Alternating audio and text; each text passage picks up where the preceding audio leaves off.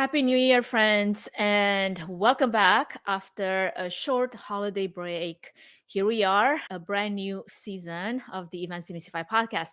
I hope your 2024 is off to a fantastic start, filled with a lot of energy. Hopefully, you got some time to rest and also some inspiration into the new year.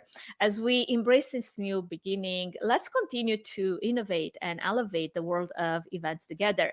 Today, we're jumping right back into the heart of innovation, exploring the cutting edge intersection of AI and B2B marketing with a very special returning guest. Get ready to uncover trends of AI in 2024 as it relates to marketing, events, and maybe some new surprising ways in which AI will shape our industry this year and beyond.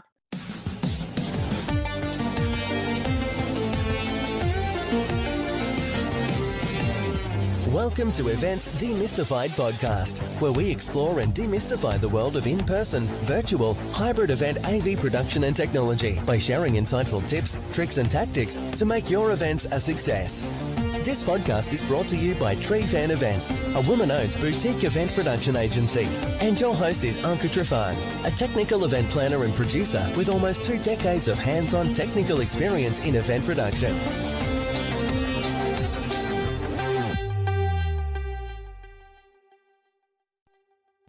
So you might remember our guest from episode 48 back in 2021, and we were talking about virtual and hybrid event platforms at the time. Well, I am so thrilled to have him back.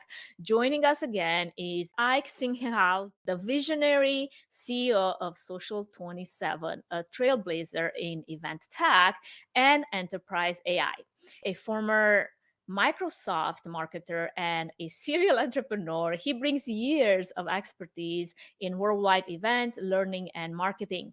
Today, we're going to dive into AI in events, his new Copilot for events, as well as B2B marketing, and the exciting potential of what this Copilot means for the event industry and the way it might shape our industry in 2024. So, without further ado, let's bring Ike in and get us started.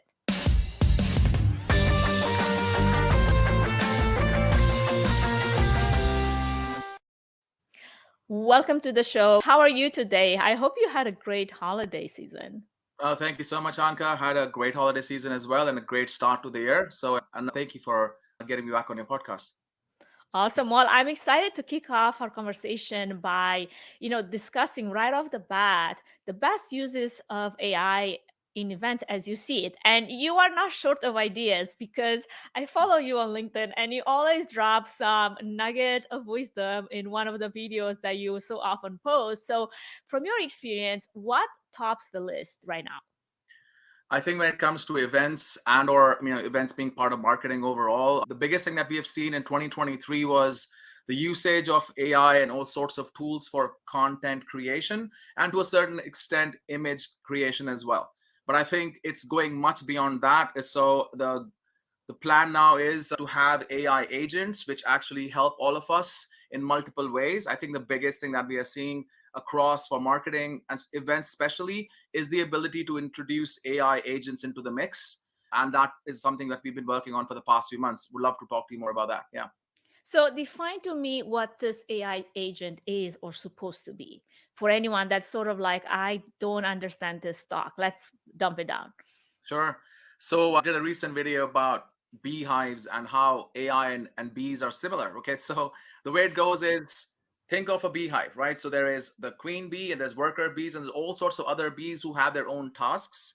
So in the same way, the way we've been working in AI in most of 2023 is working with one agent, for example, ChatGPT, which would be essentially asking a question, it gives back us an answer.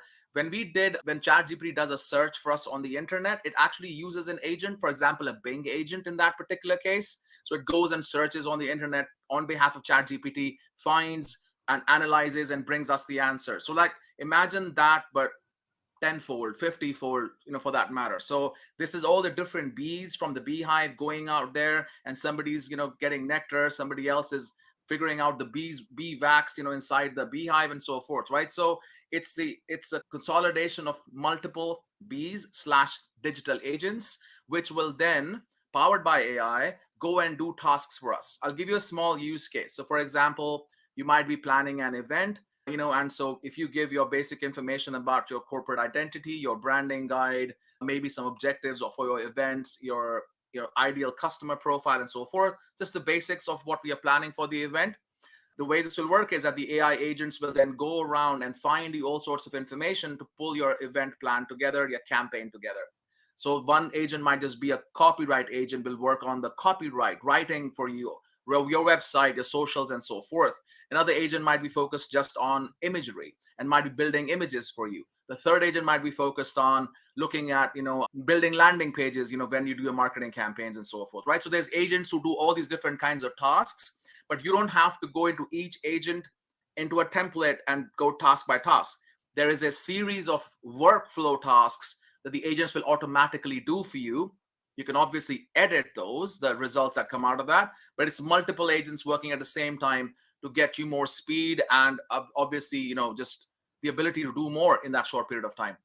So basically, those agents would be a very specialized version of, say, the ChatGPT overall version that is trained on a large data set. But those agents are very specifically focusing on individual tasks. So they're more like dialed in into what you're looking for, basically. Absolutely. And they are, again, tuned on those particular tasks. So if there's an agent that is tuned on just image creation, like that's their specialty, right? So they'll be really, really good at that. If an agent is tuned on venue options for you, they will be really, really trained on all sorts of venue possibilities, right? So it's highly trained little LLMs or little agents that go around running around for you and do those tasks for you. I love that. I was actually just dabbling into this a little bit more because I realized like I have all this AV knowledge, like tribal knowledge. I'm like, I should create my own ChatGPT AV bot Yeah. that Yeah. is just like focused on that alone. Because there's a lot of Yeah. formulas, a lot of like math, a lot of like science that goes with that people don't necessarily are aware of. Because when Mhm. they think AV, they think something that just works. And unless Yes. it doesn't, because that's when the problems comes, right? That's Mhm. when you Yeah. get a stare to the back of the room. It's like, Yeah. what is wrong? What's not working, right?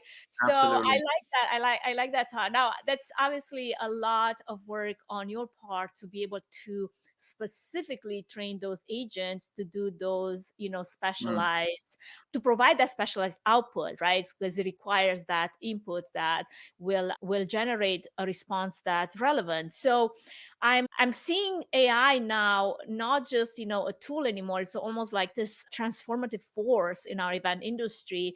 And it's quite exciting because I feel like the future, for those of us that do integrate, AI into event planning, event marketing, event management, and event production. Even I just had an episode on the AV AI fiesta and Mhm. ways in which you can incorporate it into AV production, as much as AV is still a kind of like still do things the old ways, the Mhm. same ways because it worked, and why change it? I think there's a lot of benefit to innovation, and I want to learn more about those capabilities that you see in beyond, as you mentioned, beyond content development. We focused a lot on content, Gen AI content development in 2023. So for B2B marketing, taking it into the marketing space, what value does AI bring to this new Mhm. space? Certainly, Anka. So I think the biggest goal for any B2B campaign, events again being part of B2B marketing for that matter, is to get the best leads possible and or to do the best matchmaking of buyers and sellers, or nurturing those communities. Those are the two or three most important objectives for any kind of a B2B team out there, right? So content development, yes, a great start. Write me a blog post, write me a press release and so forth. Now the next part is, okay, now you've got this content, how can you mobilize it now, right? So we have a certain system with which we are able to create infinite number of landing pages, because the Mm. biggest issue always with landing pages is, I use this term sometimes, it's kind of like a hospital gown, one size fits none. So like the landing page, it's kind of like, okay, it might talk to you a little bit but not really. So the point is, like, how do you make the landing page talk to you? So for example, if you are a healthcare industry, a VP level person working in a big hospital network on the East Coast of the US. But that's a lot of information that is available in many cases on the internet, LinkedIn, and so forth. So the ability to actually have them, for example, sign in with their LinkedIn and be able to see a landing page which is very particular just for them. So we'll talk about AI in healthcare, focused on certain case studies that have been proven, and the use cases that are available. And then, hey, by the way, here is someone, an award-winning solution. Do you want to talk to them?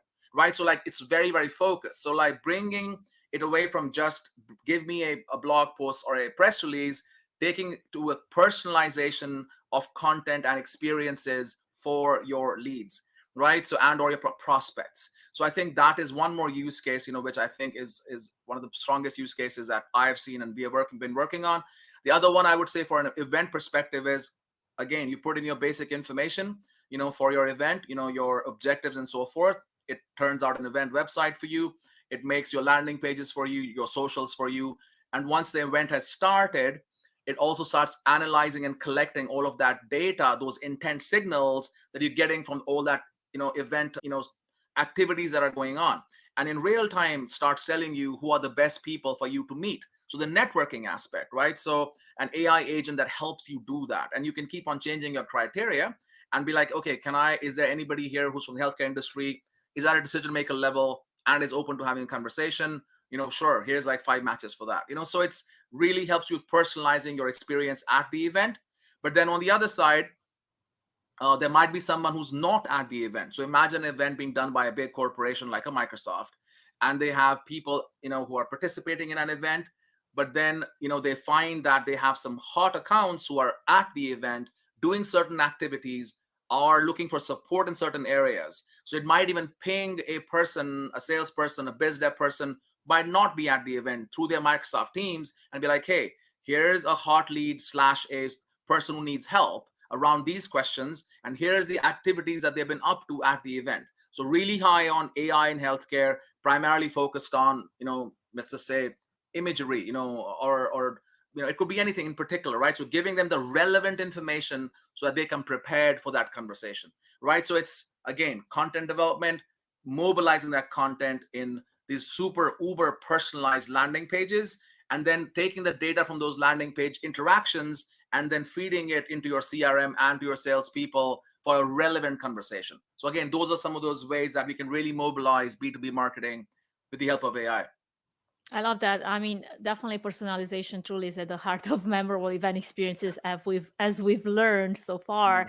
But it's also fascinating to see ICE continuously expanding and different applications that it can be used in practical ways. It's almost like there's still so much untapped potential. So with these advancements and untapped possibilities that still lie, within the realm of what this future might bring, I'd love to hear, some of the hidden gems that maybe we haven't yet considered. So in your opinion, what is the gold but most underutilized technology in event tech right now?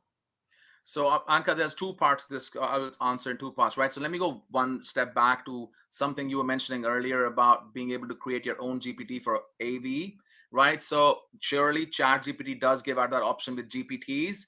There's another tool called Delphi, DELPHI. So what it does is, again, now this goes back to the hidden gold that we have, right? Right. So you Yeah. have hidden gold with your AV Pro knowledge.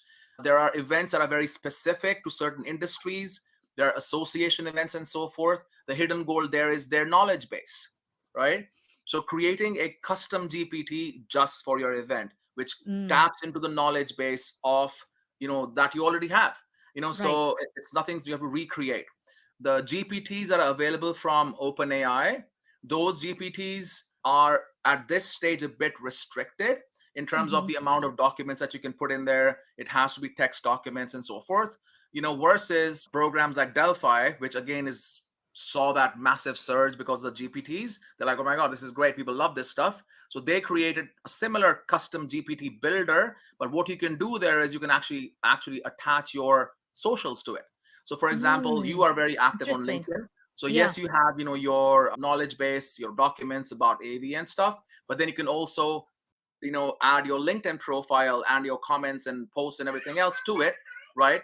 And so all of that actually can be then utilized to build your custom GPT, right? So there's Delphi again, and if you use the APIs for custom GPT, builders, there is so much more you can do with that. So there is lots of tools that are available from OpenAI, now Delphi, and even Microsoft Azure, which basically uses ChatGPT in many cases and or OpenAI in the background. But there are so many tools that are available right now which you can create these custom GPTs. So I think number one, I think the gold is in creating these custom GPTs, which are very specific to your community, to your audience, and so they can get so much value, out of, that experience that they have. So the event owner can build a bunch of content, which is very specific by using this custom GPT, right? Much easier rather than going for a generic, chat GPT. And then on Exactly. the other side, the attendees can also use, this custom GPT for support, just for asking questions, just doing deep dives, for that content and or preparing for the event and so forth, right? So it's kind of win-win on both sides. So I think that is the number one, which I think I would say when it comes to hidden gold, that is very still untapped, but it's kind of new. Now, the other second thing I want to talk about is I think something which we've all known forever, but I don't know why we don't practice it enough, is the value of pre-event. Okay. And Mm. so we do registration, and then it's nothing, like it's like radio silence until you show up to the event. So I understand with Apple, it worked for many years because it was the big unveil, like, oh my God, what are they going to show today? And everything was hushed before that. But I don't think most people are doing Apple level products or Apple level events. That why do they just become so quiet before the Nor do actual they event? have Apple level branding to support that type of, framework. Exactly. So I think just that pre-event period is so much gold in there in terms of the ability to first of all start connecting people. So most people go to events with a big vat of business cards and they spray and pray, like hoping that they'll get at least one or two good leads, right? So, and it's all about leaving things to chance, like I'll bump into someone amazing. Yeah, yes, it happens sometimes, but why do you take such a big chance with with an expense that's really high on your list, right? So event expenses are really high when it comes to the marketing expenses, Hmm. so why are you taking such a big chance? So tools and technology today has the ability to connect people in a very like easy and solid way before the event itself. So do your intros before the event, do video calls of this kind. There's all kinds of tools available for that, so that when you meet at the event, it's not like, hey, what do you do? It's more about, I loved what you showed me in a demo before the event. By the way, let's have a meeting. My VP is going to be there. I got my CEO possibly there. Let's sit down and discuss this, maybe even craft a deal. So going from intros to deals, right? That's the number one thing that can happen if you really mobilize and enable people to connect pre-event. And then we've always been talking about ROI for the sponsors and exhibitors. They're all hoping that their people will bump into their booth somehow, and maybe during lunch break they'll come or something. Versus you got a month, 2, 3 months sometimes before the actual event starts. Give them their opportunity to have a landing page, a microsite, where they can showcase their demos, where they can showcase pretty much everything that they're going to show at the event. They can showcase all that. They can have video calls and so forth, so they can close more deals, right? So taking events from email list gatherers to deal makers, right? So I think that's the Mm. pre-event, a goal that people should use, because most event technology platforms do give you those tools now. Yeah. Yeah, that's a lot of opportunity. That's, definitely untapped and underutilized, as you just mentioned. It's eye-opening to consider how many aspects of technology have so much potential if we only did something with it. Absolutely. Yeah. And speaking of potential, let's pivot our conversation to discussing the future and how emerging technologies like Events GPT Copilot might shape our industry in the coming year. And now I have used, the Events GPT Copilot for a couple of months now, I think, ever since you shared that with me. And I don't know if there was like a specific link that you share with, people in the industry, but it is right now embedded in my ChatGPT Pro Yes. account. So you do have to Yeah. have a Pro account to use it as it is. I know there's future development that you're going to talk more to, but currently I would love to see, how do you foresee Events GPT and similar technologies shaping the event landscape in 2024? Yes, so Events GPT, as you mentioned, it's part of the OpenAI, GPT framework. And yes, if somebody, has access to it, it does show up, inside their Chat GPT interface itself, which is really good because it's right there, easy for you to pick on, right? So the way we developed Events GPT was to pull together all the knowledge that we had around events, all the reports that we have created, and tons of blog posts and so forth that, so whatever data we had in our knowledge base, and certainly, we also license some data from research companies and so forth to be able to create a knowledge base that you can tap into. So the way the GPTs work is that they are able to first look at the answers in the knowledge base itself and then combine that with the knowledge that comes from, for example, the big LLM, of ChatGPT overall, and give you the most relevant answer back, right? That is the whole point of these things. Now, again, the bigger the knowledge base, the more you can train it, the more usage you get out of it, the more feedback it gets back, right? It becomes better and better, just like any other, GPT out there, right? So I think, as I mentioned a few minutes ago, right, this is 2024 is all about creating custom GPTs for your business, for your event, for your association. So this is about tapping into your knowledge base. On the other side, some people might think, why should I share all my knowledge, with ChatGPT people? Like, they'll just take it all and then I have nothing left.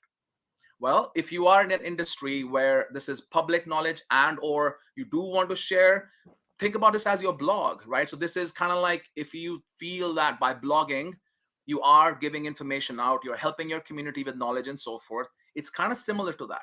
Yes, it will become part of the database slash, the training, that will be used by OpenAI for the other stuff. I agree. But that is the value. There is a bit of that trade in there. But I mean, I'm all in. For us, it's more like if there's information that's public already or is in a public format, or we do want to share that with our community in some way or form, we would add it to our custom GPT. Certainly do not add financials and so forth into it. It's basics. Like, don't upload, your information on social Return, media. tax It's the return same on thing. it. Yeah, so it's just like, we just all, let's be smart about it and let's just not put our social security number up there. So Right. it's basics of that kind. But I think there's information that you think that the community could benefit from. That's what we added to Events GPT. The goal again for that is to give the ability for event marketers to be able to use that to plan, market, and so forth when it comes to their events. The next step for us is to include that as part of our overall event technology platform, so that people don't have to pay extra for it, when it comes to OpenAI. And when we launched it, about a month or so ago, there were literally hundreds of people who reached out who could not get access to it, right? Because they did not have the upgraded version of, ChatGPT, and there was some kind of a wait list at that stage, even to get one if they're ready to pay for it, right? So there's, I think, OpenAI, with some of the turbulence that happened, in that organization, about a month ago. I Yeah. think I see them as the leader in the space at this stage. There's a lot coming from them, hopefully in the next few months, including the GPT store and so forth. I think there's a lot going on there, But in the meantime, certainly, do focus on really getting your knowledge base out there to help your community. If you're an association, you already are giving access to your knowledge base in some way or form to your community, right? To the people in the association.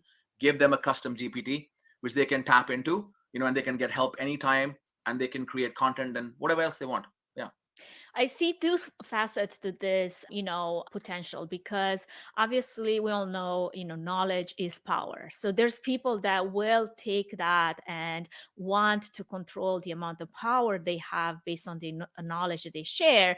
And then there's the question of who owns all this knowledge, right? If I'm going to share it with everyone out there, there is no way for me to own it anymore because it's right out in the open space of AI and everything else. But then at the same time, there is, the abundance mindset that comes into play. And personally, I abide more to that. If I have something to share that can help someone in one way or another, and I have gained this knowledge over the course of many years.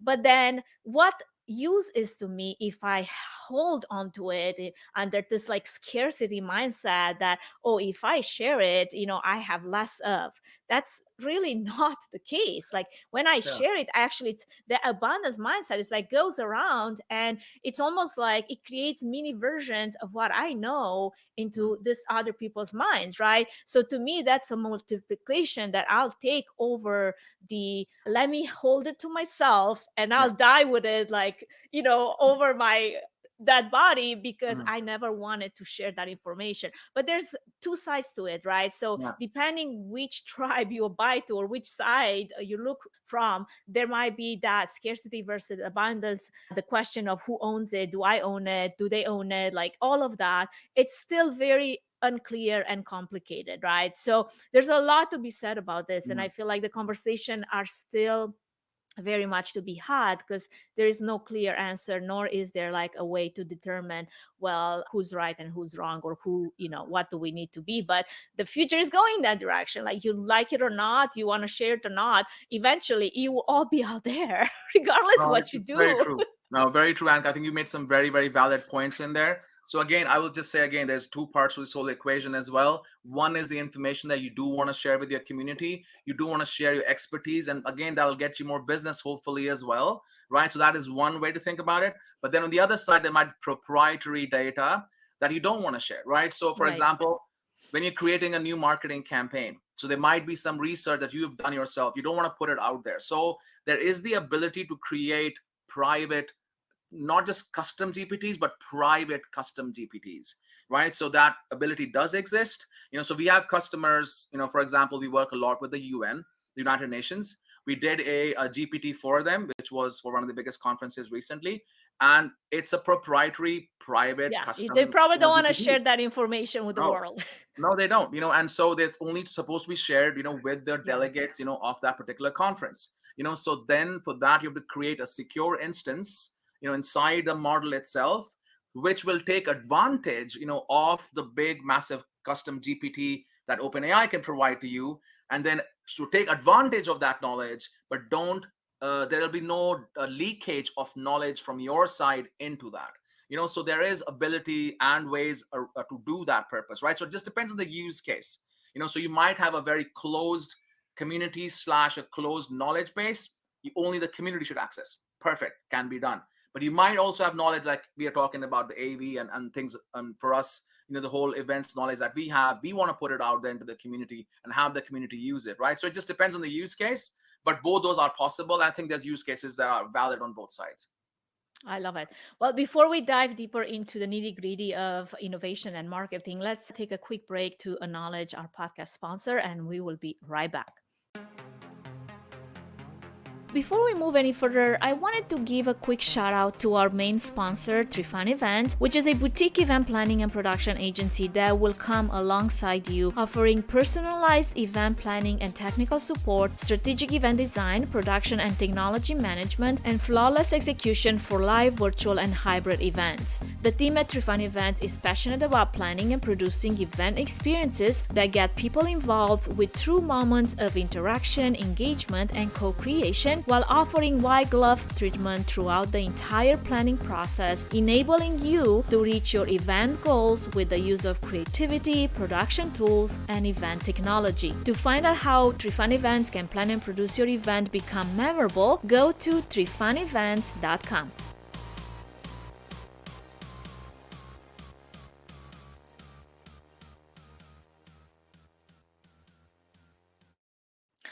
Welcome back, friends. If you're just joining us, we have Ike Singh Kehal, the visionary CEO of Social 27. So we were discussing Events GPT earlier in our conversation before the break. And now coming back to that with everything that we said in mind, how can event professionals enhance the attendee engagement and the personalization at their events using this tool that you have created? Yeah, certainly. So at this stage, Anka, our tool, the Events GPT, again helps you to plan your event, market your event, and so forth. But then what we're also adding as part of our overall event platform, along with Events GPT knowledge, is the ability to create more personalized experiences, right? That's what you're touching Mm-hmm. on. So the Yeah. personalization of experiences. So pre-event is all about, you've got your content development, you got your marketing going on, you got your connecting the attendees together before they come to the actual event and so forth. All that enabled through AI matchmaking. But then during the event itself, the ability to personalize your experience. So for example, there are events which are anywhere from 3 to 5 days. Just the UN event I was just at was 15 days. So I mean, you can imagine the kind of content, the overload that's going on out there. Even if it's an event for one day with like 2 or 3 different tracks, right? So the ability to understand which sessions you should attend, which people you should talk to and why, which exhibitor sponsor you should talk to and why, right? All of those things are the questions on top of mind of people.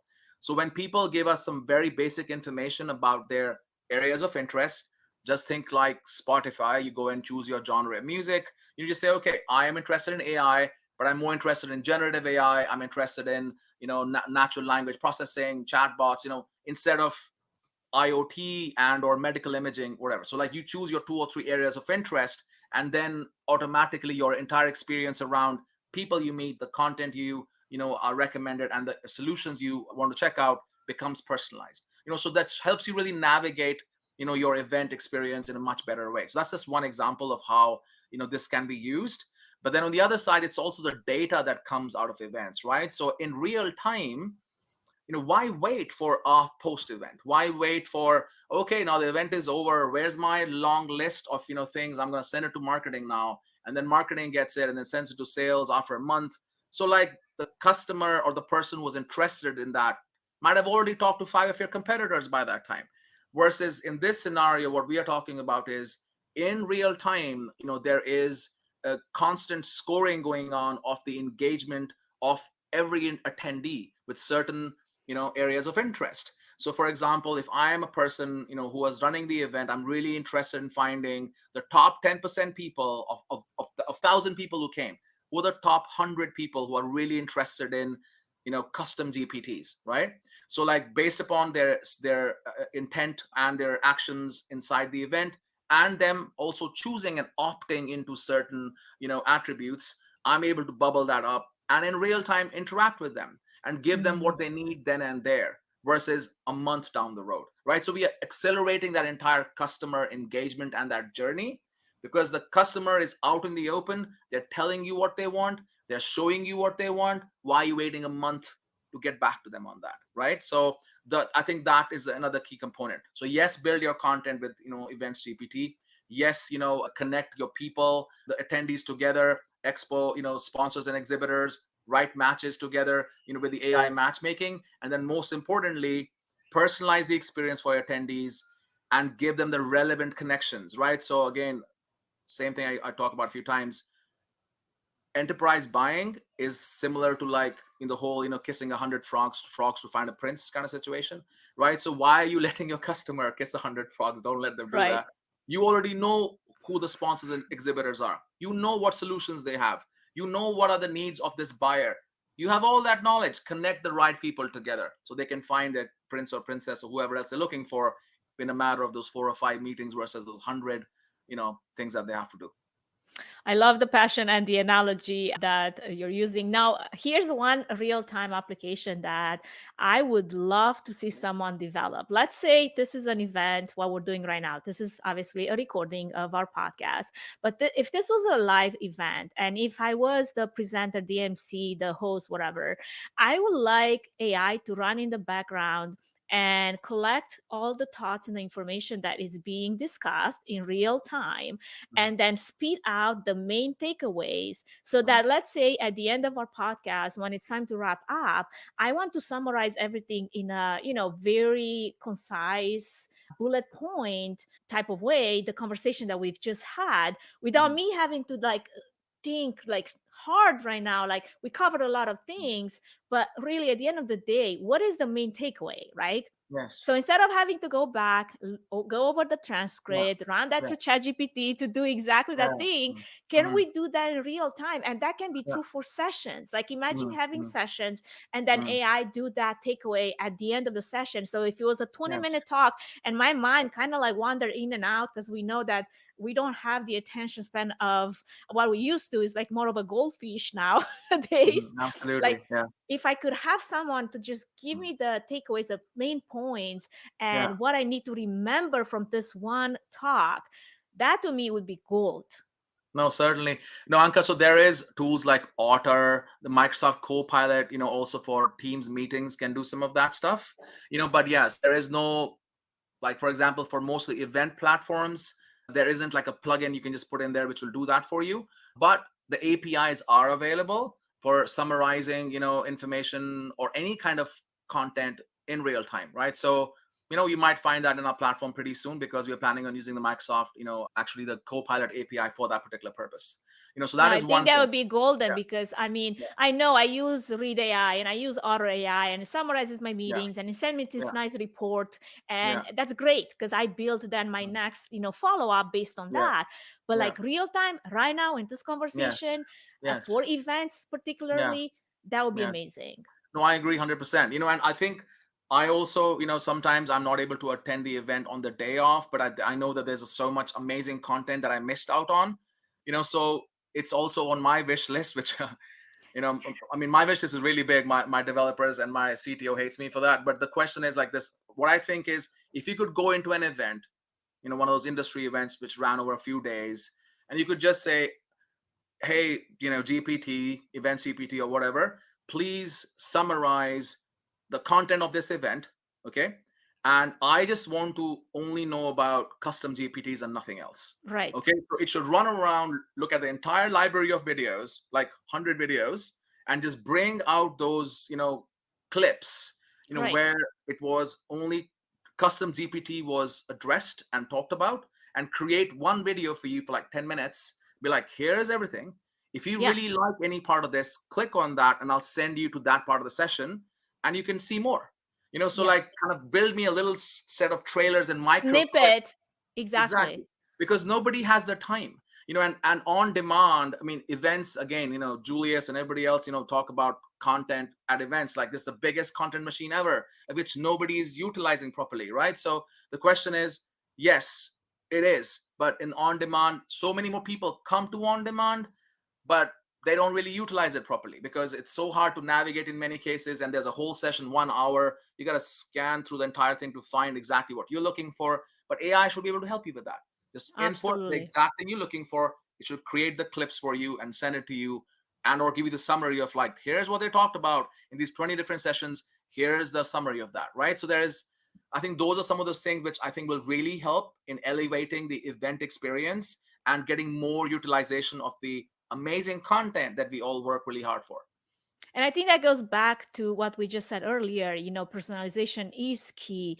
And Yes. to me, this is the definition of personalization so that I can make sense of all this content. And the more we create content, the more bombarded we're going to get with content to the Absolutely. point where you're like, I just want to take a break from everything because I can't Yeah. take it anymore because it's not focused, a lot of it, to the things that I might be, interested and passionate Yeah. about. So Yes. lots Yes. to say about that. I'm looking forward to having this conversation a year from now and see where we're at. Well, actually, even sooner, Anka, because the way things are moving in the AI world, like in a year from now, who knows? We'll all be sitting on the moon or something. Who knows? Yeah. You know what? Yeah. I ran that by my 10-year-old son, and he said, well, we also said that we would have flying cars by now. That's Yeah. his perspective on I how things know. are Yeah. moving.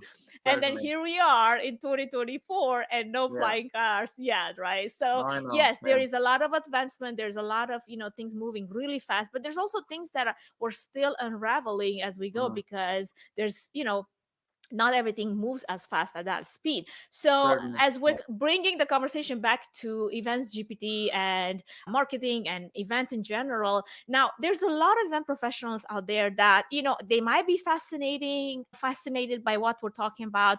They might be curious, but many of them, they're like, the implementation of all of the Right. things that you're talking about seems daunting. Like, I am Uh-huh. scared. I don't know where to Mm. start. So with that in Mm. mind, could you share maybe some insights on making this process as seamless as possible if you're someone that is Yeah. not as advanced, into event technology and AI and all the things that have been happening so fast for the last year alone?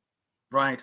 No, thank you, Anka. I think that is a very good point. So I'll tell you, right? So when if ChatGPT just came out in about roughly a year ago, and most people, the early adopters started playing with it, early part of 2023.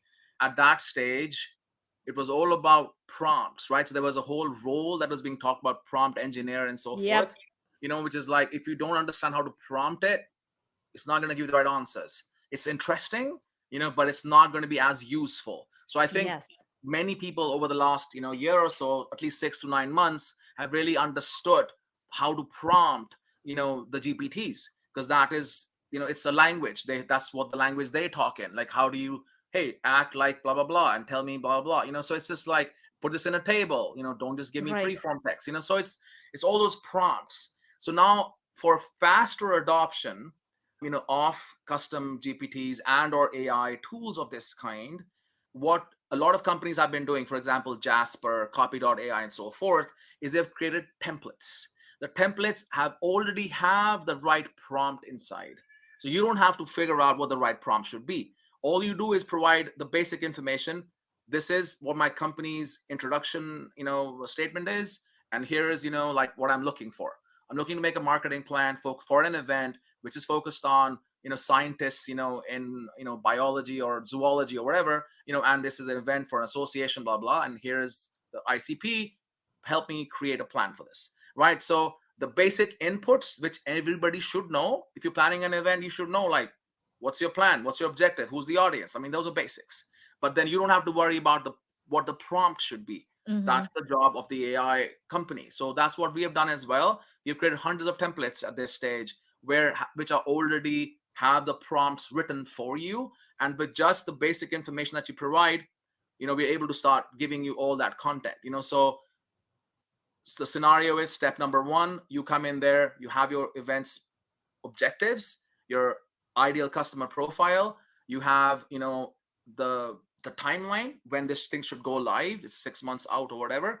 You give us that basic information along with maybe a branding guide or any other branding items you might have, and then it's the job of these digital agents to then take that information and start filling out all those templates for you.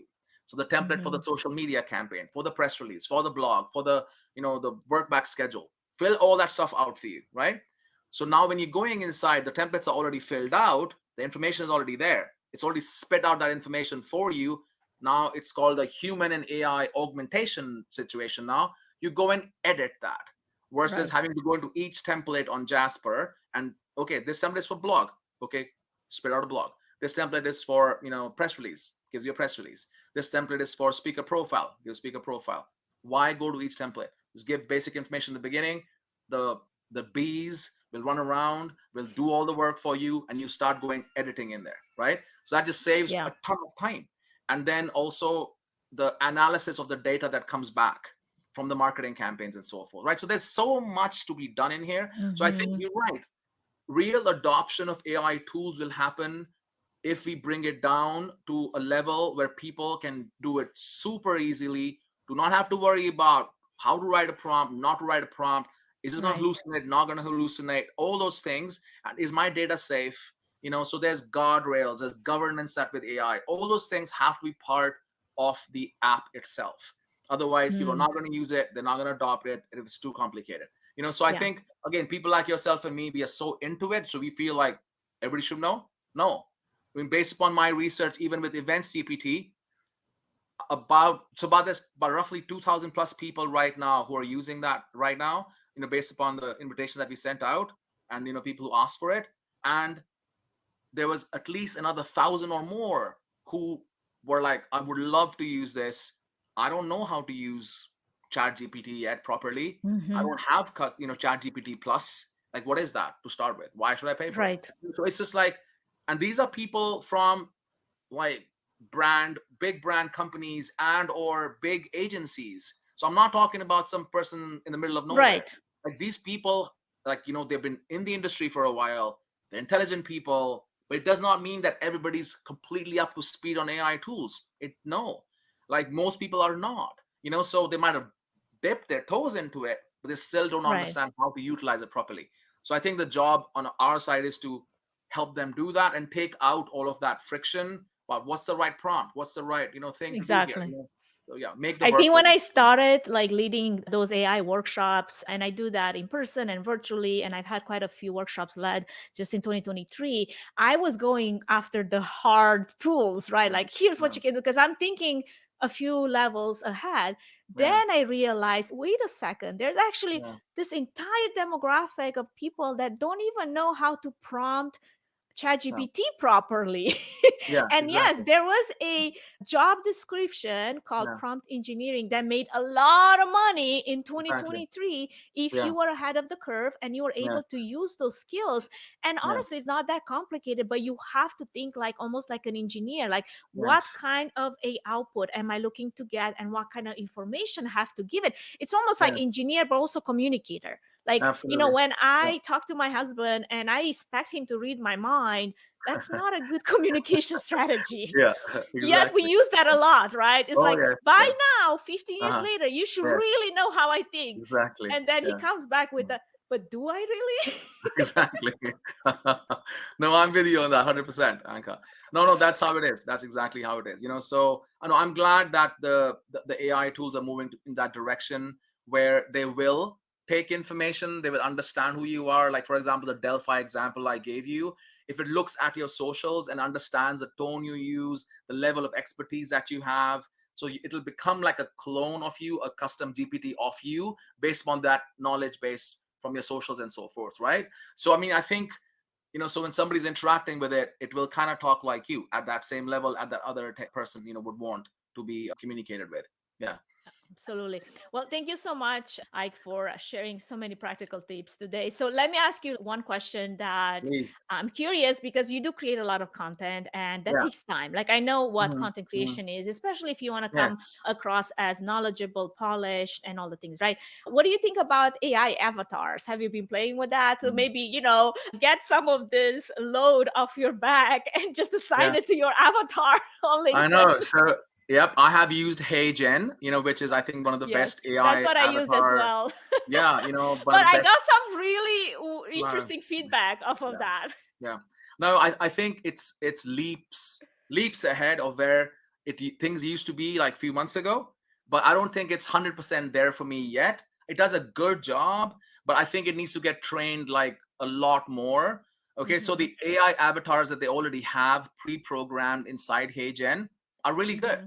because they've spent like, I don't know, maybe 1,000 hours on training each of them, Right. right? But the point is like I only get, like a 20 or 30 minute transcript to read, and my avatar becomes good, but not good enough for me to actually put it out there yet. Right. Right. So I For it think to be seamlessly accepted, because it yes, would actually look and sound like me. Because right now yes. it might look like me, but it does not sound like me at all. No, no. So Blanca, I'll tell you, there's another reason for it because again, you grew up, in other parts of the world, right? So you have a mixture of all different accents, and so do I, because I grew up everywhere as well. So that's why the avatar is like, who the hell are you? Like I Exactly. can't It's tell like I you. can't So, dive into so I this think person there needs to be a different avatars technology which can bring in people who for have multi-language. multi-language people because they talk all different accents all the time. So the question is like I think the multilingual avatar is still to be made, but if you just spoke one particular accent, I'm sure it'd probably pick it up much better. Yeah, Yeah. Yeah. absolutely. Well, it's been a great episode so far. Thank you so much for, helping all of our listeners navigate some of the complexities of AI integration, implementation, as well as what the future might hold. So, as we near the end of our conversation, I like to shift focus to a topic that's kind of been very close to, my heart Mhm. over the span of many seasons, and Mhm. that is, maintaining your mental and physical well-being in a Yeah. very demanding industry, not only events, but also tax. So, Yeah. with the demanding nature of this industry, I'm just curious, how do you maintain your mental and physical well-being in a state of high functioning? Because you are a high functioning individual, but I'm curious if you have any, secret strategies that you use for yourself when Yeah. you output so much. How do you maintain all of that so that it's balanced? I think that's a very, very valid question. And I mean, just coming out of the holiday season into the new year, I think that it's a reflection point right now. So, I mean, I certainly, like everybody else out there, it's later part of December, early part of January, you're really reflecting on what happened, what could have gone better. And I think pretty much every year, my resolution is to spend more time with friends and family, like, your loved ones, essentially. So again, I think I'll just go back to being able to tap into what I refer to as your reservoir, your safe place, because we all are, again, like my grandma would say, we all are vessels, and, you cannot run on empty. You cannot keep on Mm-hmm. pouring out and not get poured in. So the point is, like, I think my reservoir is certainly my family, and my near and dear ones, my loved ones. So that is my reservoir. So I can, I'm very lucky to go in there and dip in and drink as much as I want, and so I think for me, it's family, kids, like my son, like, it's just things of that kind where, that's my meditation, my place where I can just go and be myself and really just Mm-hmm. plug out, and get inspired, to go and do the thing. But then I think on the other side also is to have the career or the work that you choose for yourself, in most cases, should not feel like work. I mean, it is work, Mm-hmm. no doubt about it. And, I'm not saying Right. like work should be all fun, but I'm trying to say is like you should have passion for it. Because if you have passion for what you're doing, in most cases, it's not going to be as stressful or not going to, suck you It's dry, not at going to least. drain you You as know, fast, yeah, right? exactly. So I think having passion for what you do, at least for what, or choose a passion project. If not, so like, for example, sometimes we work on very more business transactional kind of projects, but then we'll choose like a passion project. For example, we work for a cause, climate change being one of the key ones that we focus on right now, right? And or we work with a nonprofit. So like balance it out a little bit, so you kind of feel like, oh, it's not just all business, you're also doing something Mm-hmm. which kind of feeds your soul a little bit. So I think from a work perspective, that's that. But then for me, really, it comes down to family and my loved ones and just spending time with them and making sure I carve out time for them. And again, this year is this number one objective is still the same. I'm very far from achieving what I want to achieve Balance. there, but I really hope I can do better in 2024. Yeah. And I am right there with you. So now, could you let our audience know where they connect with you and learn more about all your AI adventures and innovations to come?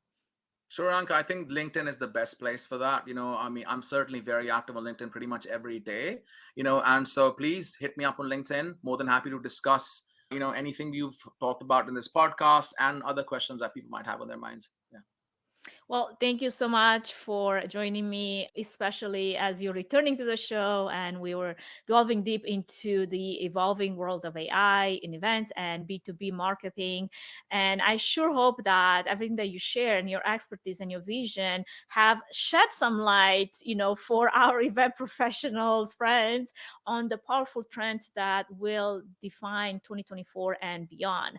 And with that, that kind of concludes another episode of the Events Demystified podcast. And if today's conversation sparked your curiosity or maybe inspired you, don't forget to subscribe to our podcast. Stay tuned as we continue to bring more conversations with brilliant minds, just like Ike, that are shaping the future of the event industry where innovation, technology, and creativity converge. Until we meet again, keep pushing the boundaries, keep creating those memorable events that leave a undeniable mark, and continue to strive in the ever-changing, ever eventful industry that we live in. And with that, this is your host, Anka Platon TreeFan, saying goodbye for now. Catch you on the next episode. Thank you, Ike. Thank you so much, Anka, for the pleasure. Thank you for listening to the Events Demystified podcast. If you enjoyed this podcast, please take a moment to review it, rate it, and share it with other event professionals that could benefit from it. Connect with us on social at Events Demystified Podcast. We would love to hear from you and what you're up to. If you'd like to learn more about TreeFan event services and find out if we're a good fit in supporting your event, can we help your event be successful with a 20-minute free consultation? Link in the episode's notes. Thanks for tuning in.